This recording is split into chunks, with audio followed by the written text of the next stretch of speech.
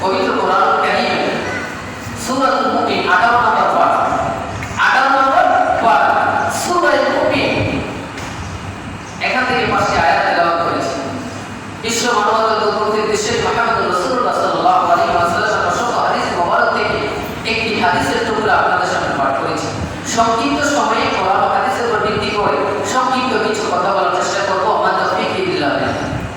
সম্মানিত মুসলিম একরাম, আল্লাহ রাব্বুল আলামিন পবিত্র কোরআন কারীমের মধ্যে 114টা সূরা রয়েছে। কয়টা সূরা? কয়টা সূরা ভাই? 114টা সূরা আল্লাহ রাব্বুল আলামিন নিয়েছেন। 114টা সূরার মধ্যে থেকে প্রথম সূরার নাম সূরাতুল ফাতিহা, সর্বশেষ সূরার নাম হলো সূরাতুন নাস। আল্লাহ রাব্বুল আলামিন এই 114টা সূরার মধ্যে থেকে একটা সূরার নাম উল্লেখ করেছেন সূরাতুল মুমিনুন মাক্কিয়া। সূরাতুল মুমিনুন মুমিনদের উদ্দেশ্যে একটা সূরা আল্লাহ নাযিল করেছেন। মুমিনদের নামে একটা সূরা নামকরণ করেছেন। এতে আমরা খুশি না? খুশি। বিভিন্ন নবীদের নামে সূরা আছে, বিভিন্ন নবীদের নামে সূরা আছে, বিভিন্ন ঘটনাকে কেন্দ্র করে আল্লাহ রাব্বুল আলামিন সূরার নাম দিয়েছেন। যেহেতু মুমিনদের জন্য কোরআন, এজন্য আল্লাহ রাব্বুল আলামিন মুমিন সূরাতুল মুমিন মুমিনদের নামে একটা সূরা নাযিল করেছেন। এই সূরা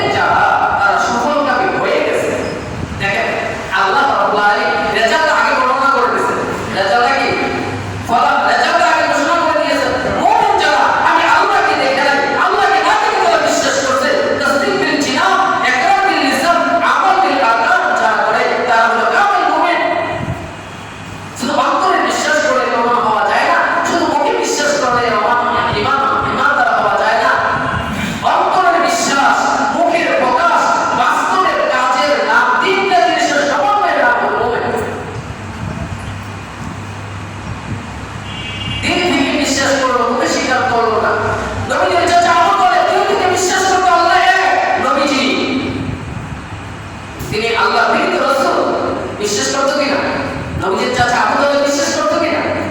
বিশ্বাস করতো, কিন্তু জবান দিয়ে কালেমা পড়ে না। তিনি কি দুনিয়া থেকে মুমিন হয়ে মারা গেছেন না বেঈমান হয়ে মারা গেছেন? বেঈমান হয়ে মারা গেছেন। তাই অন্তর বিশ্বাসের নাম কি? ঈমান। মুনাফিক যারা অন্তর বিশ্বাস করে না, মুখে মুখে বলে লা ইলাহা ইল্লাল্লাহ, লা ইলাহা ইল্লাল্লাহ। মুনাফিক যারা মুখে মুখে বলে অন্তর বিশ্বাস করে, তারাও কি ঈমানদার না? মুখেও বিশ্বাস করে, মুখেও প্রকাশ করে, অন্তরে বিশ্বাস করে, বাস্তবতা আল্লাহর হুকুম পালন করে, এলো কামেল মুমিন। সে হলো কি? কামেল মুমিন। এজন্য আল্লাহ রাব্বুল আলামিন বলেন, ক্বাদ আফলাহাল মুমিনুন, যারা আমি আল্লাহকে দেখে নাই, আমি আল্লাহকে বিশ্বাস করে, যারা আমি আল্লাহকে দেখে নাই, আমি আল্লাহর কথা বিশ্বাস করে, যারা আমি আল্লাহর কথা মানে, যারা নামাজ পড়ে, রোজা রাখে, হজ করে, যাকাত দেয়, যারা আমি আল্লাহর বিধানকে মানে, তারা হলো মুমিন। তারা বিনা হিসাবে তারা জান্নাতে চলে যাবে, তারা সফলকামী হয়ে গেছে। মুমিন ছাড়া জীবনে কোনো নেক কাজ যদি করা সম্ভব নাও হয়, মৃত্যুর পূর্ব মুহূর্তে খালেস তওবা যদি তার দ্বারা নসিব হয়, তাহলে সে কোনোদিন চিরস্থায়ী জাহান্নামী হবে না। সে ঈমানের বিনিময়ে সে কোনো না কোনো একদিন জান্নাতে যাবে। কাফের কোনোদিন জান্নাতে যাবে না। মুমিন সে একদিন না একদিন জান্নাতে যাবে, তার সাজা ভোগ করার পর। তার কর্ম যেমন হবে, সাজা তেমন হবে। কর্ম যেমন হবে, সাজা তেমন হবে। সাজা ভোগ করার পরে সে কোনো না কোনো একদিন ঈমানের বদৌলতে, ঈমান থাকার কারণে আল্লাহর রহমতে, নবীর সুপারিশে সে জান্নাতে যাবে। এজন্য আল্লাহ রাব্বুল আলামিন বলেন, ক্বাদ আফলাহাল মুমিনুন, মুমিন যারা তারা সফলকামী হয়ে গেছে।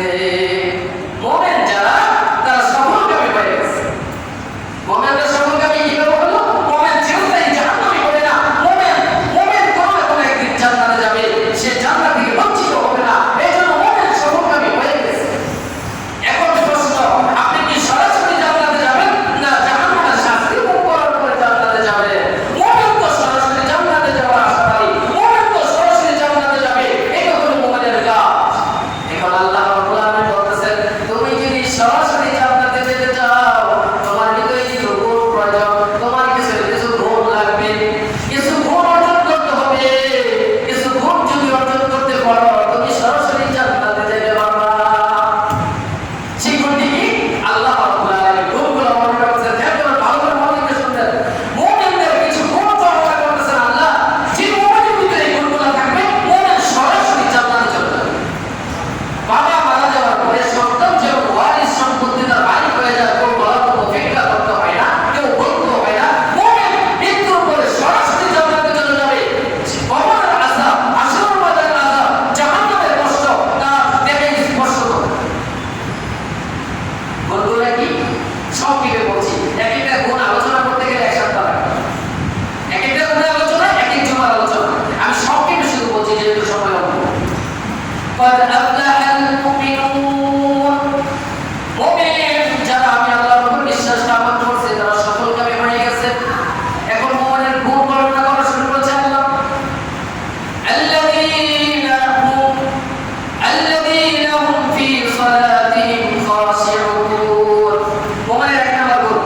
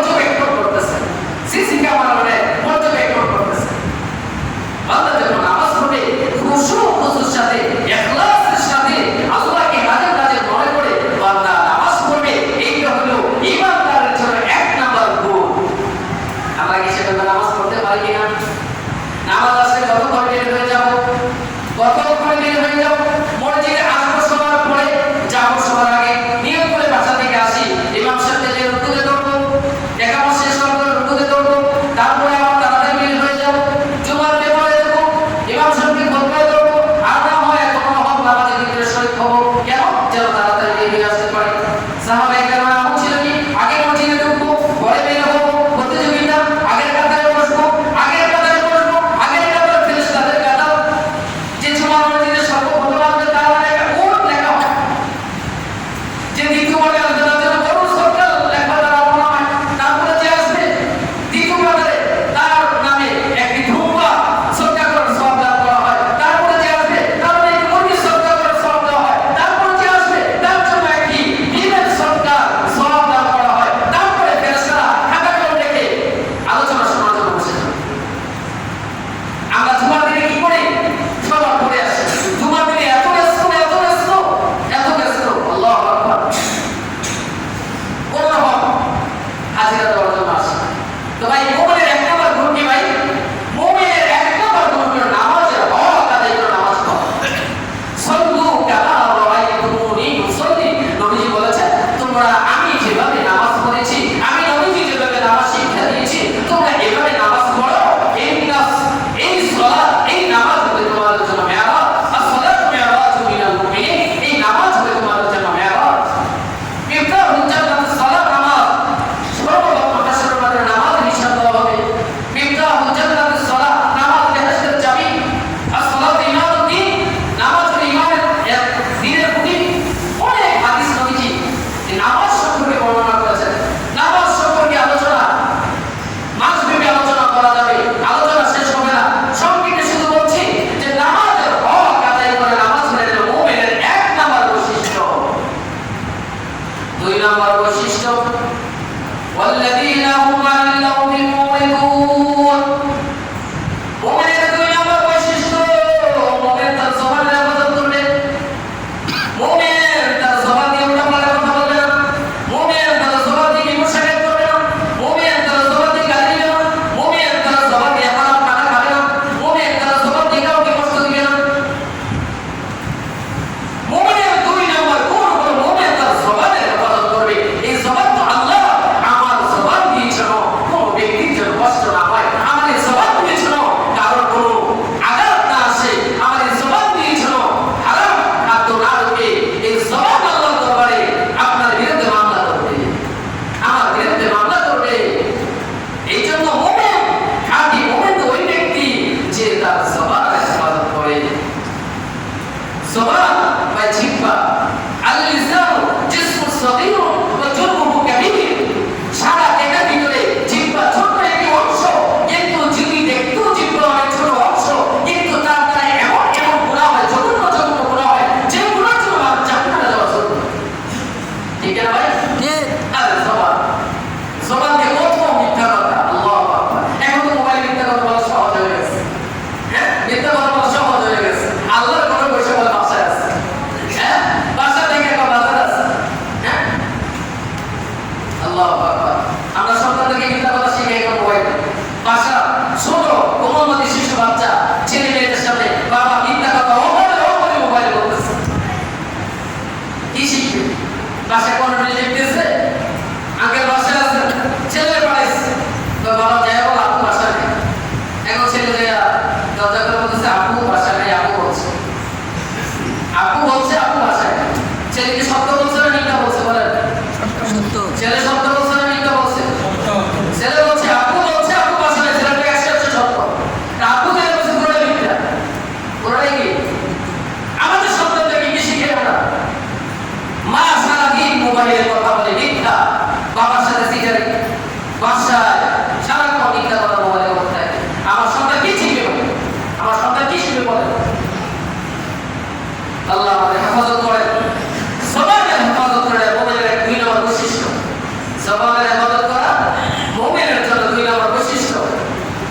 মুমিনের তিন নম্বর বৈশিষ্ট্য ওয়াল্লাযীনা হুম লিয-যাকাতি ফাঈলুন, মুমিনের তিন নম্বর বৈশিষ্ট্য হলো মুমিন তার সম্পদের সঠিকভাবে যাকাত প্রদান করবে। সম্পদ কার? আল্লাহ। হ্যাঁ, আল্লাহু আকবার। সম্পদ তো ভাই আল্লাহ আমাকে জিম্মাদারি দিয়েছেন, আমাকে ব্যবহার করার অনুমতি আল্লাহ দিয়েছেন। সম্পদ আল্লাহ মালিক, আমার হায়াতের মালিক আল্লাহ, আমার জীবনের মালিক আল্লাহ, এই সম্পদের মালিক আল্লাহ। আল্লাহ আমাকে মালিক বানিয়ে দিয়েছেন কিছুদিনের জন্য। আজকে আমি মরে যাব, এই সম্পদ আমার। আমি 10 তলা 20 তলা বিল্ডিংয়ের মালিক, আমি কোটি কোটি টাকা ব্যাংকে সম্পদ জমাইলাম। এই সম্পদ আজকে যদি আমি মারা যাই, আমি কিছু আমার সাথে যাবে ভাই? আমার সাথে কিছুই যাবে না। এই সম্পদের সঠিক ব্যবহার যদি না করতে পারি, এই সম্পদ আমার জন্য বিপদ হবে, এই সম্পদ আমার জন্য কাল হবে, এই সম্পদ আমার জন্য জাহান্নামের আগুন। এই জন্য আল্লাহ রাব্বুল আলামিন বলেন, মুমিনের 3 নম্বর গুণ হলো মুমিন তার মালের সঠিকভাবে যাকাত দিবে, মালের হক আদায় করবে, দান সদকা করবে, কুরবানি করবে, আত্মীয়-স্বজনের খবর নেবে, আপনজন, গরীব, অসহায়, দরিদ্র মানুষের, এতিম, মিসকিন, অসুস্থ মানুষের খবর নেবে। এই জন্য আল্লাহ রাব্বুল আলামিন অর্থ দিয়েছেন। অর্থ এটা আল্লাহর একটা নিয়ামত। অর্থ দিয়েও আল্লাহ পরীক্ষা করেন, অর্থ না দিয়েও আল্লাহ পরীক্ষা করেন। অর্থ দিয়েও আল্লাহ কি করেন? আল-মালু ওয়াল বানুনা জিনাতুল হায়াতিদ দুনিয়া। সম্পদ, সন্তান আদি এগুলো দুনিয়া রংতামাশা, দুনিয়ার চাকচক্য। আমার কথা আল্লাহ কোরআনে বলছে, সম্পদ এটা দুনিয়ার চাকচক্য, দুনিয়ার রংতামাশা। সন্তান আদি দুনিয়ার রংতামাশা, দুনিয়া বিলাসিতা ছাড়া কিছুই না। আল্লাহ রাব্বুল আলামিন মুমিনদের উদ্দেশ্যে বলেন, ওয়াল্লাযীনা হুম লিফুরুজিহিম হাফিজুন।